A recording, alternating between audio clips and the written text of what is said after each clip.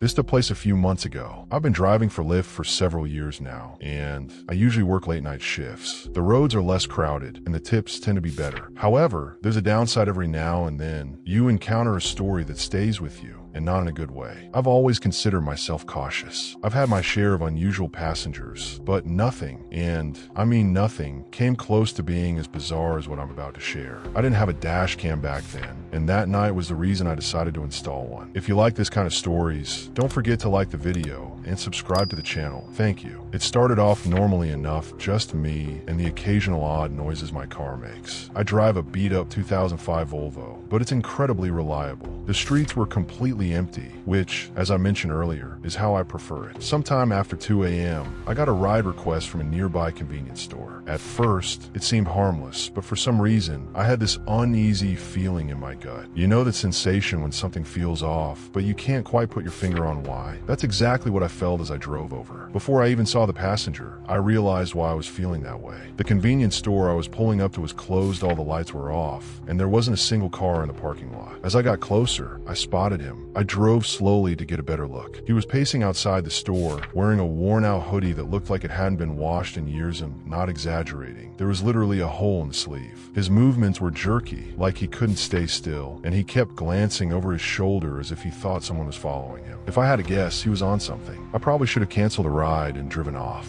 I even hovered my finger over the cancel button, but for some reason, I didn't. Instead, I unlocked the doors, and he slid into the back seat without saying a word. I regretted my decision the moment I took my foot off the brake. Most passengers either scroll on their phones or stare out the window, but not him. He just sat there, staring at me through the rear view mirror, not blinking, not looking away, just staring directly at me. I tried not to look back, but I couldn't help catching his eye a few times. He looked angry, which only added to the unease. To break the silence, I turned on the radio. I don't even remember which station I chose, but the moment the music started playing, he snapped at me to turn it off. His voice was deep and raspy, and I could tell he was a smoker. That caught me off guard, and I accidentally jerked the steering wheel a little. I resisted the urge to look at him in the mirror, and just did as he said, gripping the wheel tighter. I didn't say a word, and we drove in silence for a while. I hoped he'd stay quiet until we reached his destination, but then he spoke. I remember the conversation vividly. He asked me if I'd ever picked up someone I shouldn't have. That question hit me like a ton of bricks. I let out an awkward laugh and said, "Well, I hope not," trying to keep things light. He didn't react. Instead, he leaned back and muttered something to himself that I couldn't hear. Then he started rambling about how he used to be an Uber driver, but quit because some punk stole stuff from his car. He was slurring his words, so I couldn't catch everything, but I got the gist of it. I glanced in the mirror a couple of times while he was talking and noticed he was smiling the entire time, which was incredibly unsettling. A normal person wouldn't smile while recounting something like that. He ended his story by saying, "It's funny how much trust you put in someone sitting right behind you." That comment was the tipping point for me.